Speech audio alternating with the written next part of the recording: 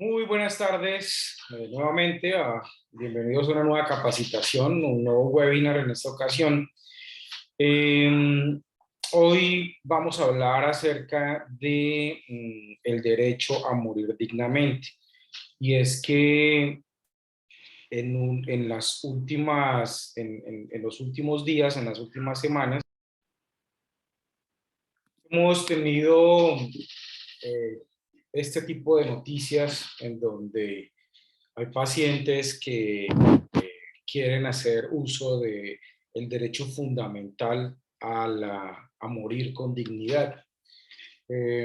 A raíz de todo esta situación mediática y a esos intentos por regularizar, intentos fallidos por regularizar el derecho a morir dignamente, he decidido hacer esta capacitación, aunque en este momento, hoy, 18 de noviembre del 2021, todavía, pues, el día de ayer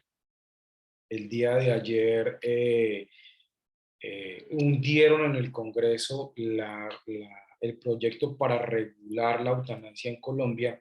Sin embargo, se han podido dar pasos, ¿cierto?, que permiten en este momento que ciertas personas que cumplan con ciertos criterios puedan acceder a el derecho de la eutanasia en Colombia. Entonces, ese es el propósito de esta capacitación, ver cómo vamos, ver hasta dónde llegamos, ver qué tenemos que saber los médicos en Colombia sobre el tema, porque en últimas somos nosotros los médicos generales o especialistas. La norma no especifica qué tipo de médico tenemos que implementar en el momento en que se nos solicite la aplicación del protocolo de eutanasia hasta los puntos que nos competan, que es lo que vamos a ver a continuación. Entonces, en primer lugar, decirles que desde hace ya aproximadamente 6 años, ¿cierto? El ministerio ha venido tratando de reglamentar el derecho a morir dignamente, ha sacado documentos oficiales, ha sacado uh, mm, reglamentación a través de resoluciones y a través de decretos y realmente esto es lo que quiero mostrarles el día de hoy. Entonces, en primer lugar, no sé si estaban viendo mi pantalla hace un momento, parece que no. Entonces les estaba mostrando las diferentes noticias que han aparecido en nuestro medio en Colombia, ¿cierto?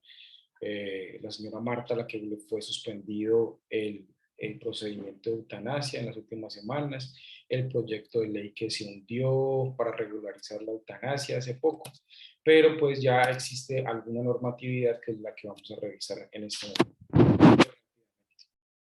Entonces, en primer lugar, en el año más o menos 2016, desde el año 2014, el Ministerio de Salud ha tratado de reglamentar con base en una sentencia de la Corte Constitucional, que es la sentencia T970 del 2014. Ha tratado de regularizar el procedimiento, ¿cierto? Y la primera resolución que salió a raíz de esta sentencia T970 del 2014 fue la resolución 216 del 2015. Entonces, ¿qué dice en primer lugar esta sentencia T970 del 2014? Es una sentencia muy interesante eh, que en ese momento pues revisaremos como muy rápidamente. En esta sentencia T970 del 2014, lo primero que me llama la atención es las definiciones de los términos. Entonces, hay definiciones muy interesantes como por ejemplo, ¿qué es una muerte digna? Entonces, habla acerca el caso de una persona con una enfermedad terminal que solicita a su EPS realizar la eutanasia, ¿cierto? Definiciones como, por ejemplo, ¿qué es eutanasia? Entonces, nos encontramos con que existe eutanasia activa o positiva, que es cuando existe despliegue médico para producir la muerte de una persona como por ejemplo suministrar directamente algún tipo de droga o realizando intervenciones que buscan causar la muerte. O sea, cuando se interviene activamente para producir la muerte en una persona, estamos hablando, pues en una persona terminal, obviamente estamos hablando de una eutanasia activa o positiva. Pero también hay otros términos como la eutanasia pasiva o negativa, ¿cierto? Que es cuando la muerte se produce por la omisión de tratamientos médicos, terapias o alimentos, ¿cierto? Entonces, fíjate que en ese tipo de eutanasia, por ejemplo, la actuación del médico es por omisión, es por no hacer. Es decir, que cuando, pues como médicos o como familiares de los pacientes, solicitamos que ya no le hagan absolutamente nada a un paciente que está en estado terminal, estamos haciendo uso o estamos ejecutando la eutanasia pasiva o eutanasia negativa, ¿cierto? Entonces, cuando ya no queremos que le apliquen ningún medicamento, cuando ya no queremos que le apliquen ningún tipo de terapia, cuando ya incluso no queremos que ni siquiera que lo alimenten porque ya no hay manera de alimentar al paciente, todo ese tipo de decisiones de omitir las actuaciones médicas se llaman eutanasia pasiva o eutanasia negativa. Entonces, eutanasia directa, cuando existe provocación intencional del médico que busca la terminación de la vida del paciente, o eutanasia indirecta, ¿cierto? Cuando no se busca de manera directa la muerte de la persona, pero sí a raíz de algún tipo de procedimiento o algún tipo de tratamiento, la persona termina falleciendo. Entonces, se me ocurre un ejemplo, tal vez me equivoque, de eutanasia indirecta, que es cuando a una persona mucho mayor, por ejemplo, que sufre el corazón, que es diabética, que tiene riesgos de complicarse durante una cirugía, pues la persona, por ejemplo, se cae, se fractura la cadera y pues el médico tiene que decidir, la mujer tiene que decidir en si se le realiza el procedimiento para arreglarle la cadera o no, ¿cierto? Entonces, ¿qué es mejor? Intentar arreglar la cadera y que se muera durante el procedimiento o dejarla quieta y esperar a que se muera de todas maneras porque el daño es muy grave y posiblemente va a acarrear complicaciones si no se opera a la paciente. Entonces, ese podría ser un ejemplo tal vez de eutanasia indirecta. Y, por ejemplo, distanasia. Este término, distanasia, supone la prolongación de la vida por cualquier medio, incluso causando efectos perversos en la salud, dignidad y vida del paciente. Entonces, cuando nos empeñamos en prolongarle la vida a un paciente que ya realmente no tiene cómo recuperarse, cómo vivir una vida digna, ¿cierto? Estamos hablando de distanasia. Entonces, me llamó la atención estos términos, ¿cierto? Habla también, pues, qué son los cuidados paliativos, qué es el derecho a morir dignamente.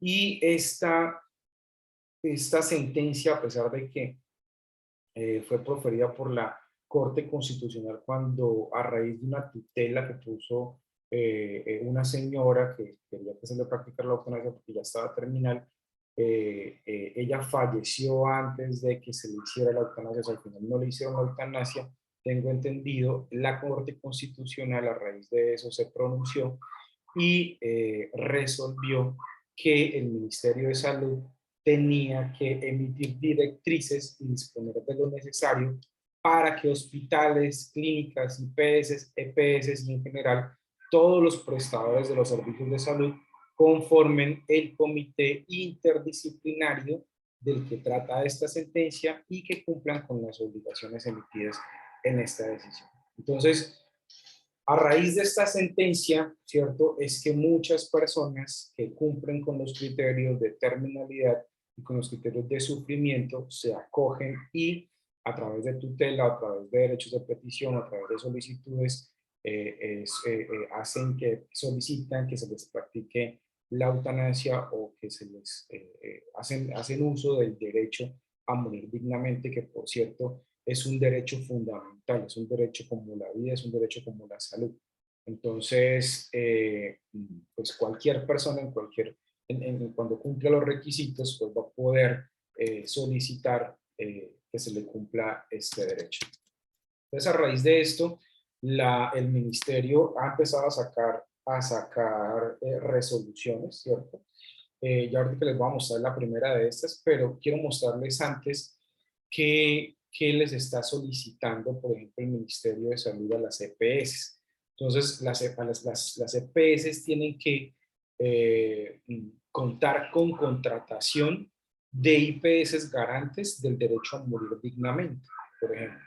Es decir, todas las EPS, cualquiera que se les ocurra a ustedes, no voy a mencionar ninguna acá, pero todas tienen que tener dentro de su red contratada IPS que garanticen el cumplimiento del derecho a morir dignamente. Y tienen que reportar, ¿cierto?, a los entes territoriales el NID de la IPS que se contrató, el código de habilitación de la IPS que se contrató, el nombre, el departamento, el municipio en el que se encuentra la IPS, ¿cierto? Tienen que, aparte pues de definir el contrato, tienen que definir si la IPS dispone de lo necesario para realizar las respectivas evaluaciones y las respectivas valoraciones, si estas instituciones prestadoras de servicios de salud cuentan con comités científicos interdisciplinarios, que ya vamos a hablar un poquito acerca de eso, de qué es, cómo se conforma un comité interdisciplinario, si las IPS cuentan con infraestructura o con los medios adecuados para poder garantizar el procedimiento de la eutanasia,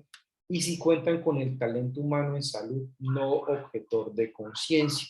Entonces, también vamos a hablar un poco acerca de cómo ejercer también el derecho a ser objetor de conciencia y a quienes les aplica ejercer ese derecho de objeción de conciencia.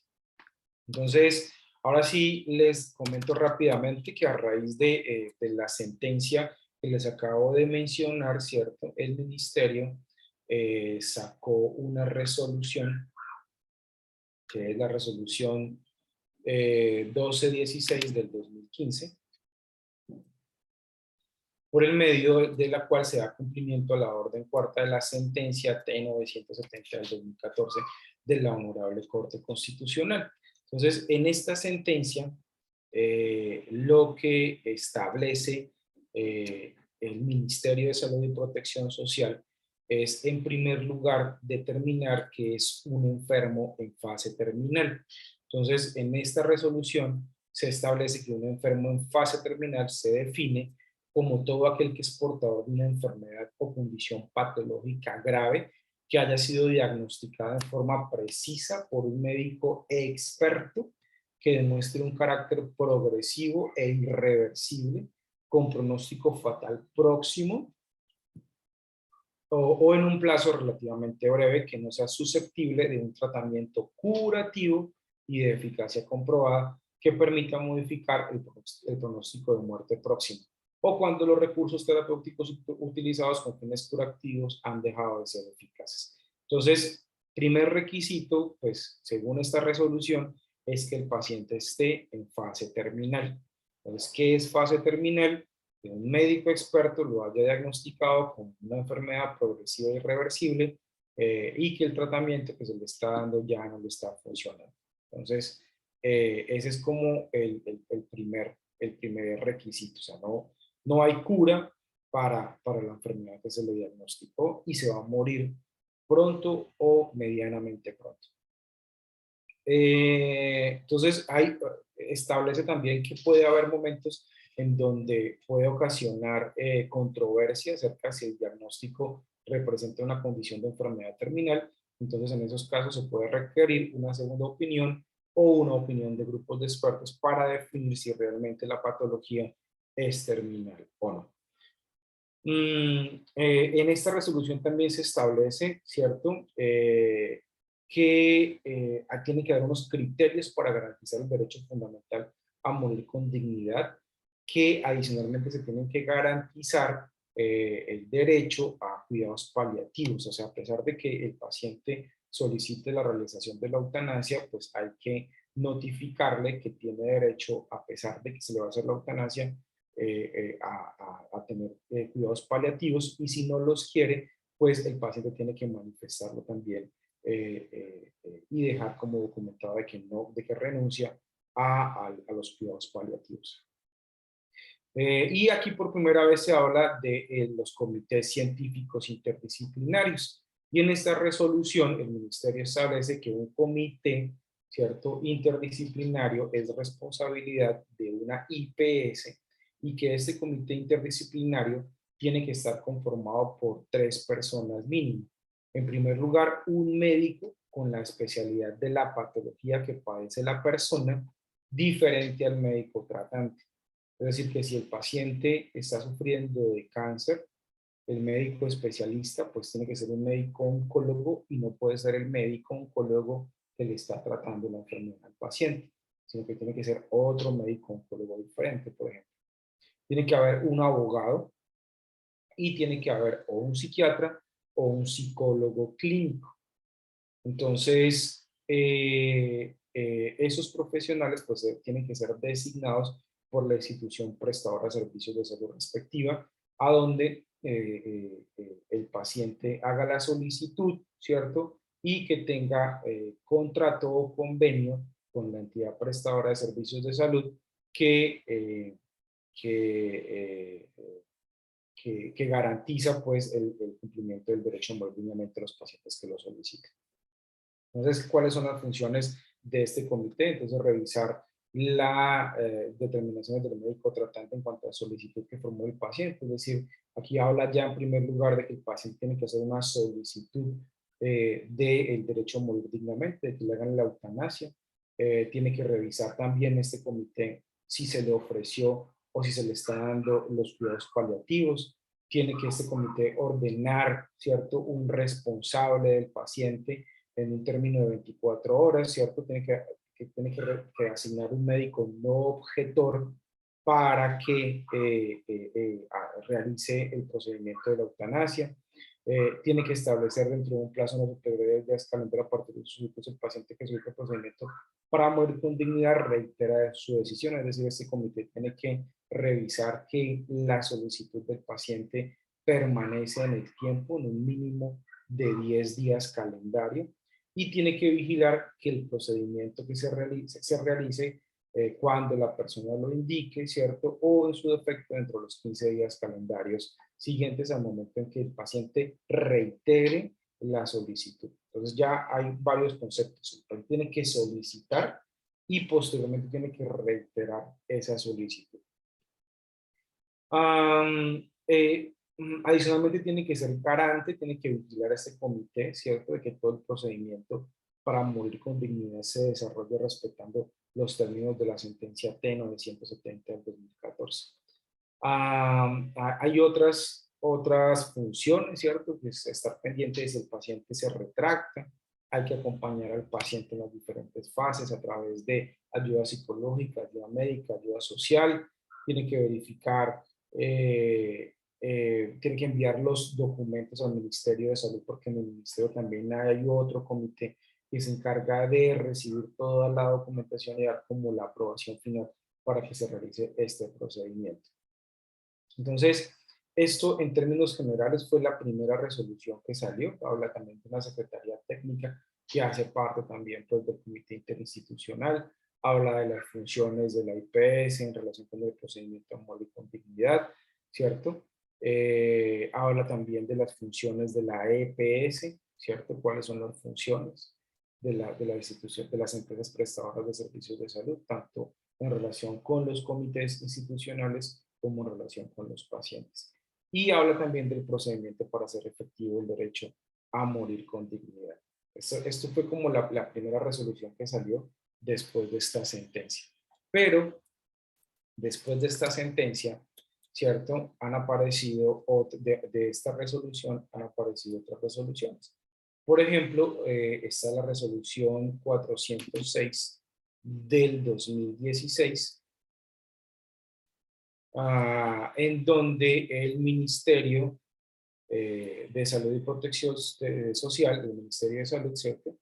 Eh, crea el comité interno del Ministerio de Salud para controlar los procedimientos que hagan efectivo el derecho a morir dignamente. Es decir, en esta resolución el ministerio, ¿cierto? Da la orden de que aparte de los comités institucionales, el Ministerio de Salud también creó un comité interno de allá del ministerio para revisar toda la documentación y los procedimientos que remitan los comités de las IPS solicitando las diferentes las solicitudes o llevando o elevando la solicitud del paciente para que se realice la eutanasia.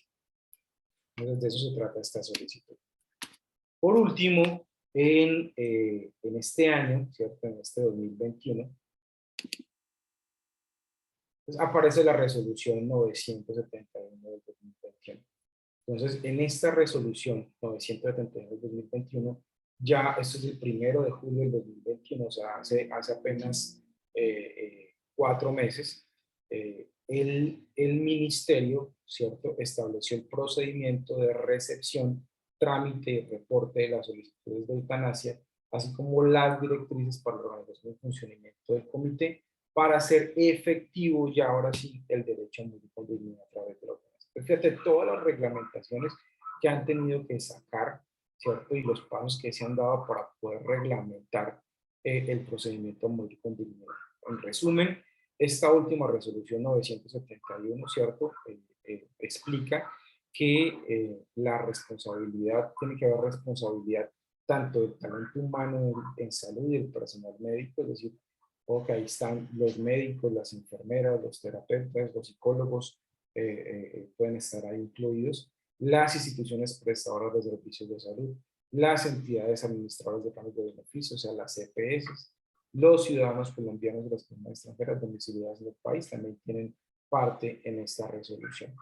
Y amplía las definiciones establecidas inicialmente, por ejemplo, en la sentencia, habla acerca de qué es agonía, habla acerca de cuáles son los esfuerzos terapéuticos y cómo se adecúan, habla acerca del consentimiento informado, de que nuevamente qué es cuidado paliativo, qué es una enfermedad incurable avanzada, qué es una enfermedad terminal. Aquí ya no habla de eutanasia pasiva y activa, sino que habla simplemente de eutanasia y establece como que la eutanasia es un procedimiento médico en el cual se induce activamente, entonces solamente dejó la definición de eutanasia activa. Habla acerca de los criterios para garantizar el derecho fundamental, del desistimiento de la salud para morir con dignidad, o sea, cuando una persona se arrepiente después de que le hagan la eutanasia, y habla acerca de los requisitos mínimos para expresar la solicitud. Entonces nos habla, aquí por primera vez aparece el término de DBA, ¿cierto? El DBA es un documento de voluntad anticipada y ya les voy a comentar un poquito acerca de qué es ese documento y cómo se puede realizar o cómo se puede crear ese documento.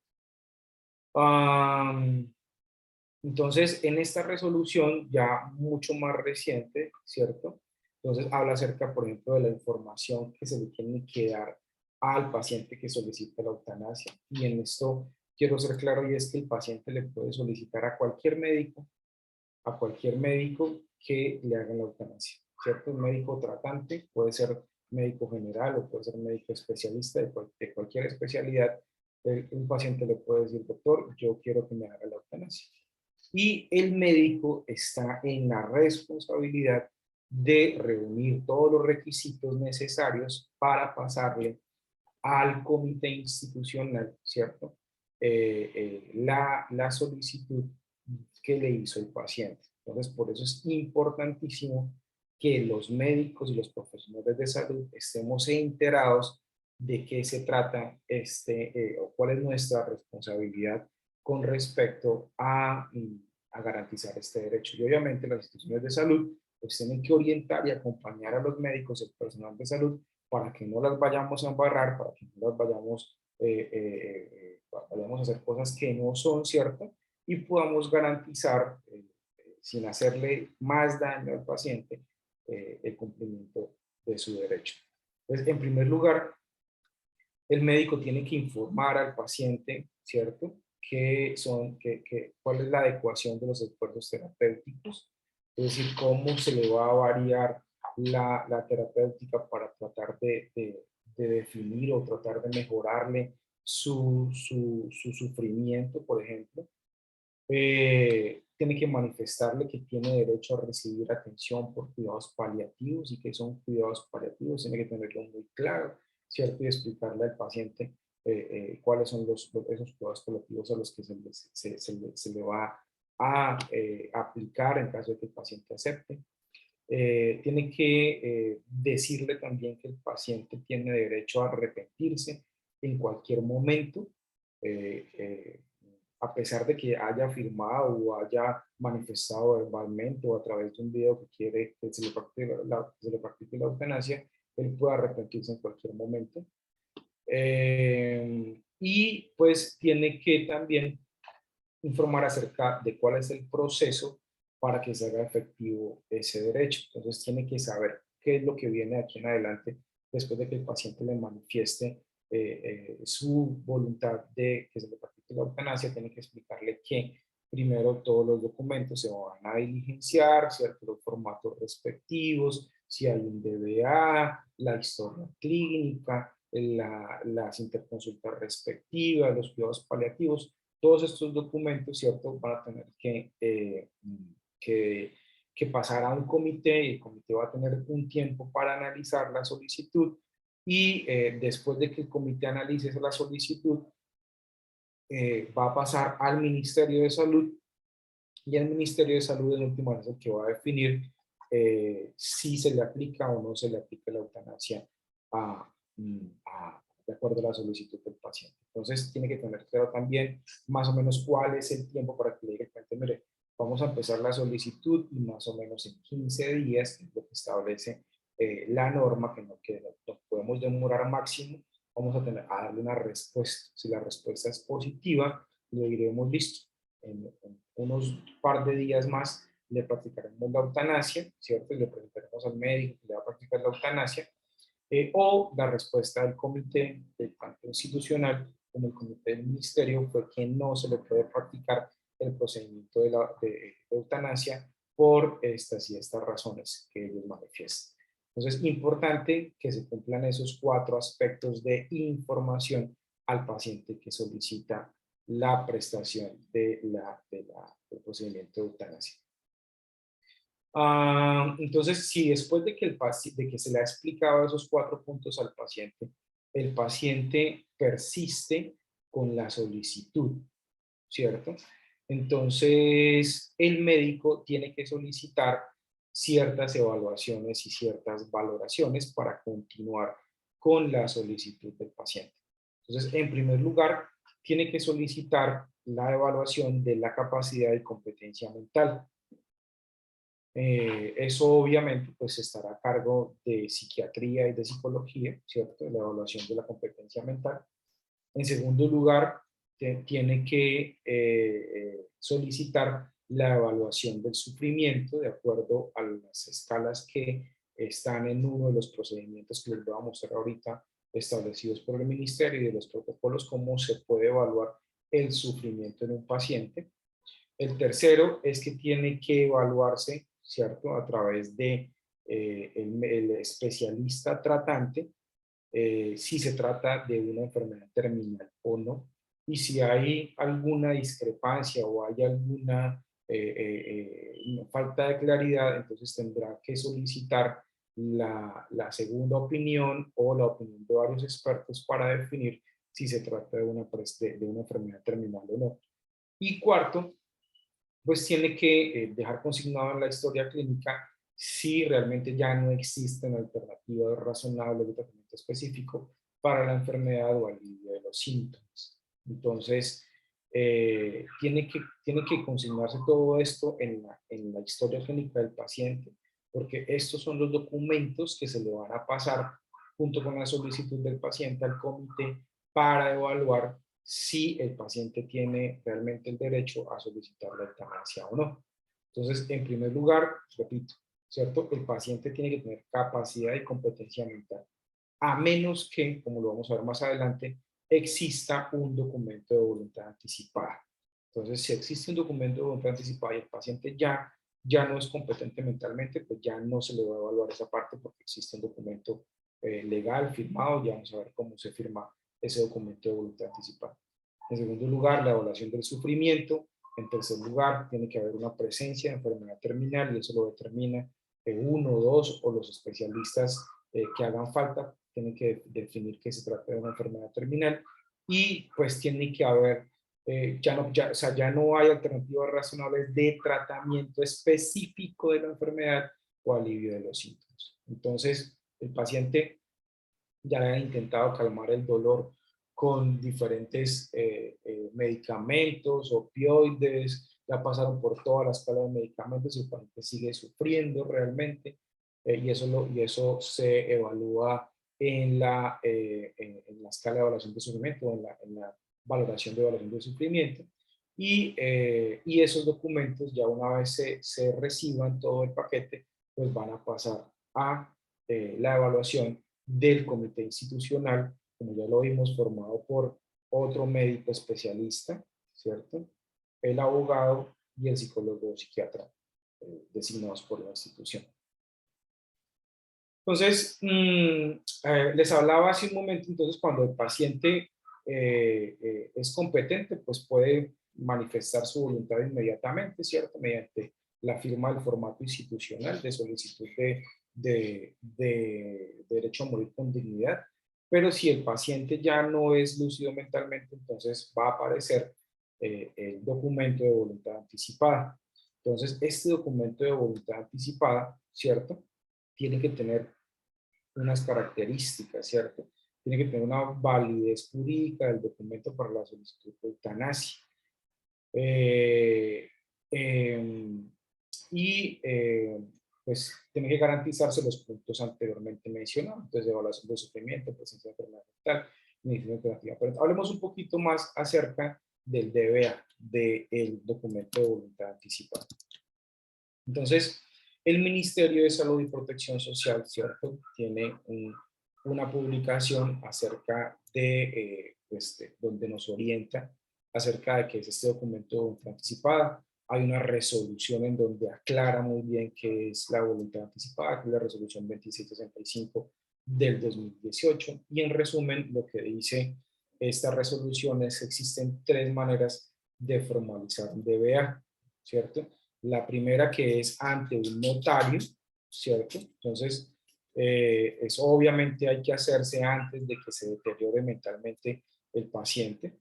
Entonces, lo que hay que hacer es suscribir ante una notaría, ¿cierto? O que el notario asista al domicilio y que se protocolice una escritura pública que se ajuste a la normativa pertinente en materia notarial. Es decir, el notario le explica que hay que diligenciar, que hay que firmar para que él coloque su sello y diga, este documento es válido como DBA y está certificado ante notaría. La segunda manera es ante un médico tratante. Entonces, se firma el documento con asesoría de un profesional médico que debe firmar indicando nombres, apellidos, registro médico y documento de identificación.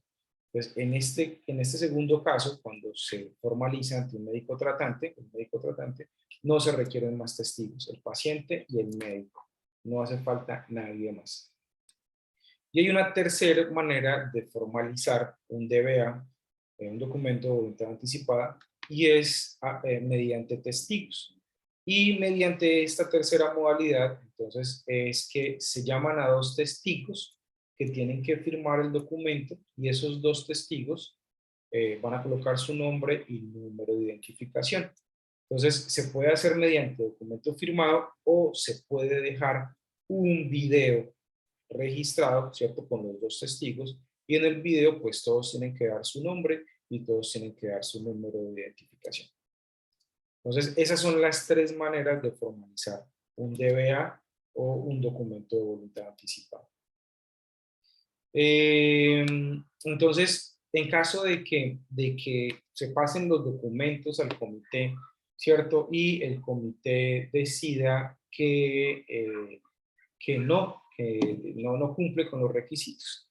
Entonces, el paciente tiene derecho a que se a solicitar una segunda opinión, ¿cierto? Y pues hay que garantizarle al paciente que va a haber otro comité, tiene que armarse otro comité para que vuelva a evaluar la solicitud del paciente. Entonces, como les dije, este comité evalúa si se cumple con los requisitos y si el comité de la institución revisa que el paciente cumple con los requisitos para acceder al derecho a morir con dignidad, pues da o envía esta solicitud y esta documentación al Ministerio de Salud y Protección Social, donde, como ya les comenté, hay un comité, ¿cierto? Que va a analizar la solicitud y va a contestar si el paciente realmente tiene derecho o no tiene derecho de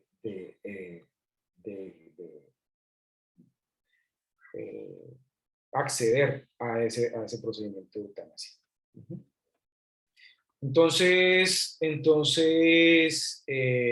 nuevamente esta resolución de 2021 hace énfasis en quiénes son los que conforman el comité, ¿cierto? Cuáles nuevamente son las funciones del comité, cuándo se instala el comité, exactamente. Entonces, esto es muy importante y según la resolución, en varias resoluciones lo menciona para que lo tengan claro, las instituciones que deben o que pueden cumplir con este procedimiento, ¿cierto? Son instituciones que tienen el servicio de hospitalización habilitado, tanto intramural como hospitalización del paciente crónico, ¿cierto? Y que tienen sus protocolos de cuidados paliativos. Entonces, si en su institución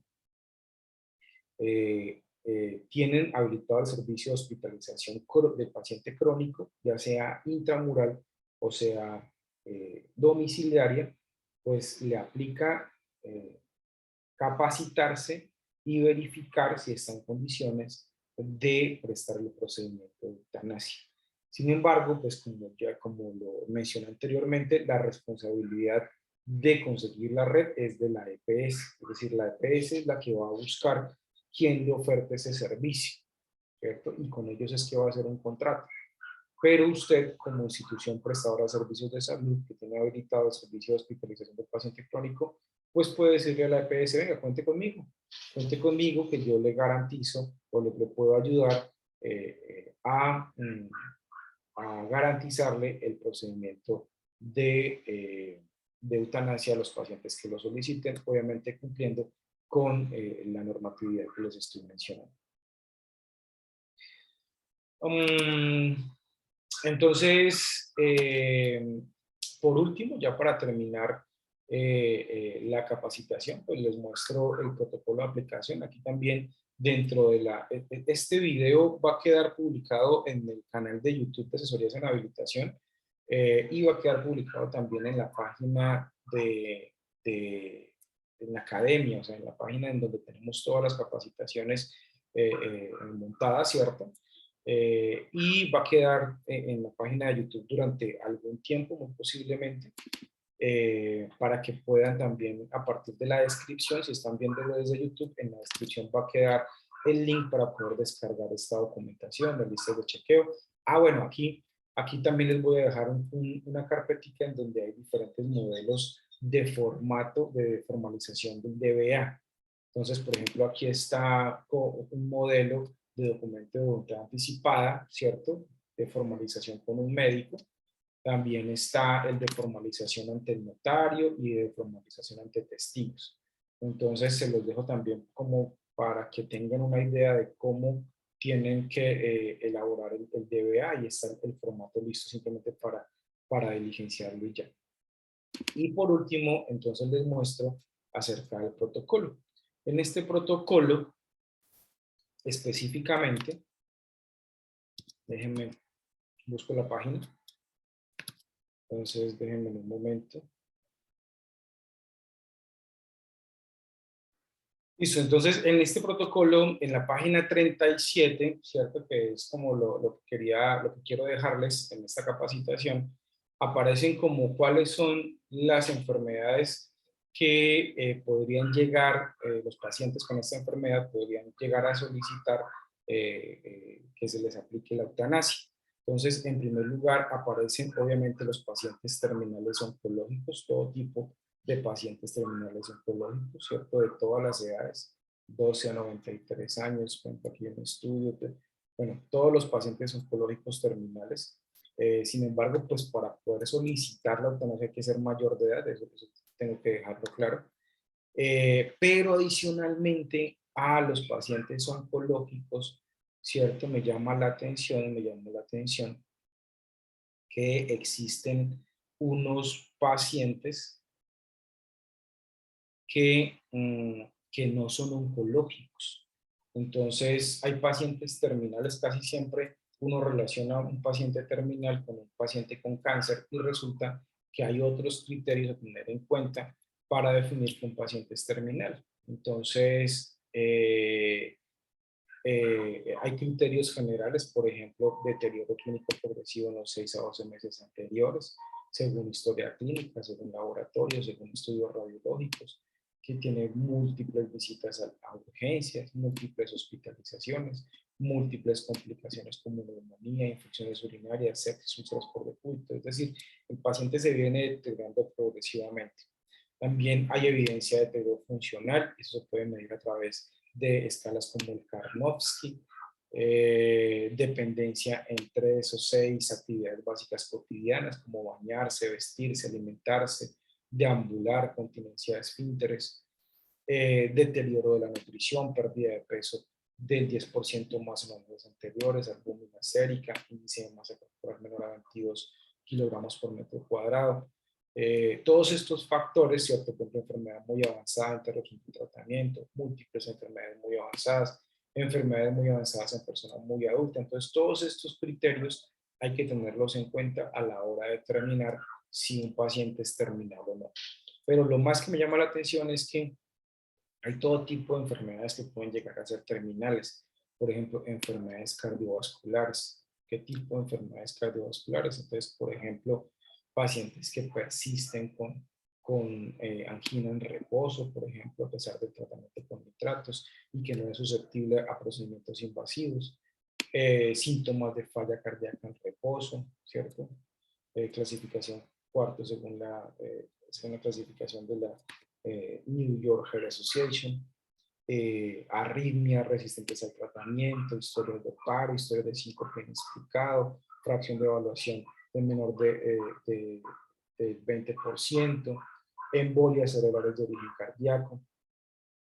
Esas son las cardiovasculares, pero también hay enfermedades pulmonares como disneas incapacitantes en reposo, enfermedades avanzadas y progresivas con visitas múltiples a las salas de emergencia, hipoxia con presión de oxígeno menor al 55% o saturación menor al 86% en reposo, hipercapnia, cor pulmonar, enfermedades renales, ¿cierto? Si el paciente ya está cansado de la diálisis, no hay trasplante, si el paciente es diabético, también podría tener acceso a solicitar la eutanasia, enfermedades del hígado, el VIH, accidentes cerebrales como embolias o hemorragia, ¿cierto? Que cumplan con estas características, por ejemplo, ¿cierto?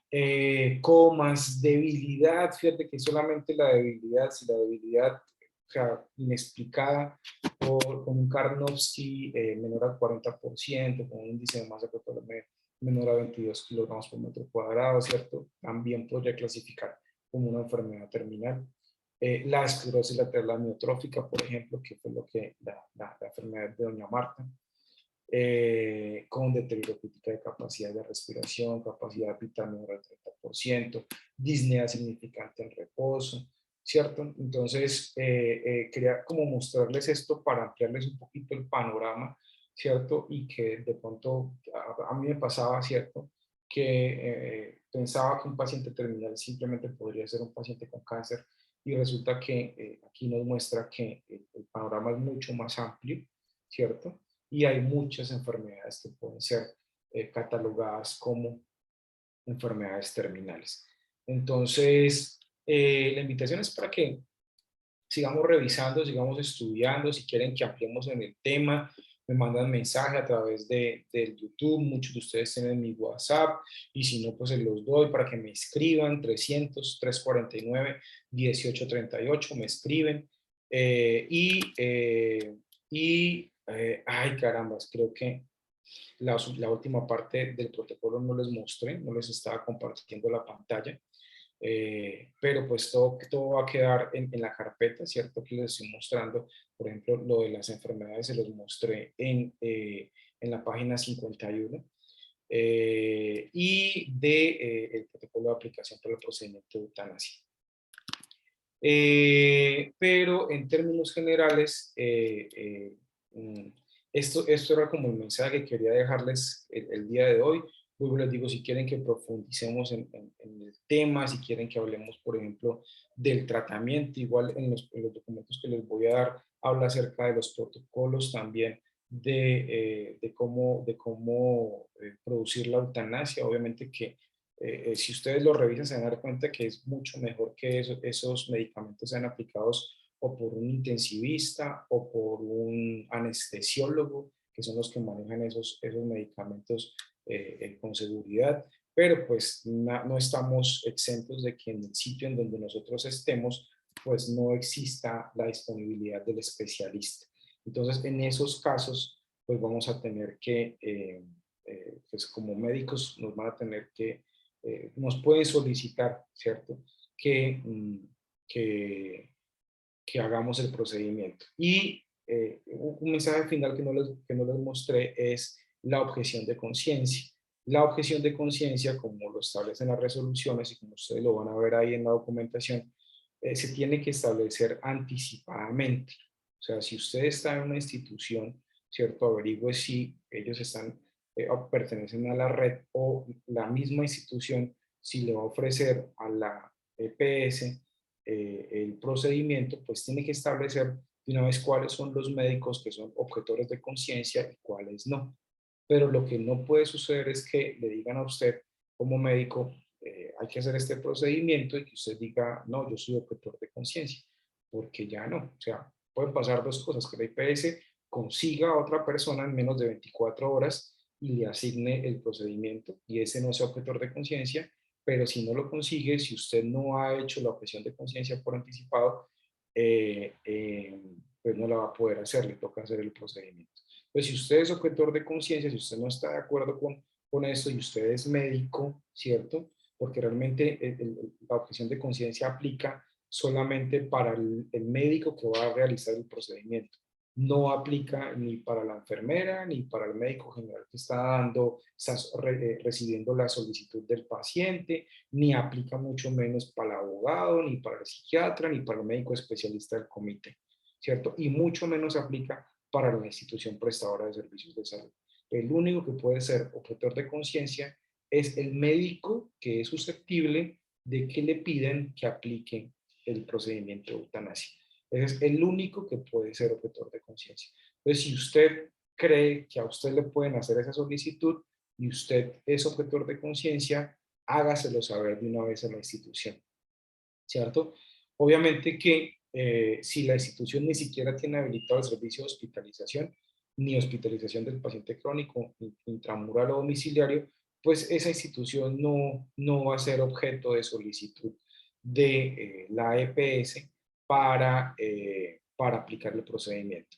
Lo que sí he visto es que en algunos entes territoriales solicitan algunas IPS que tienen algún tipo de atención domiciliaria que por lo menos capaciten a su personal para poder orientar a los pacientes sobre cómo pueden acceder y solicitar la ejecución del derecho a morir dignamente. Entonces, por eso es importante este tipo de capacitaciones. Entonces, esta capacitación va a quedar colgada por algún tiempo en YouTube.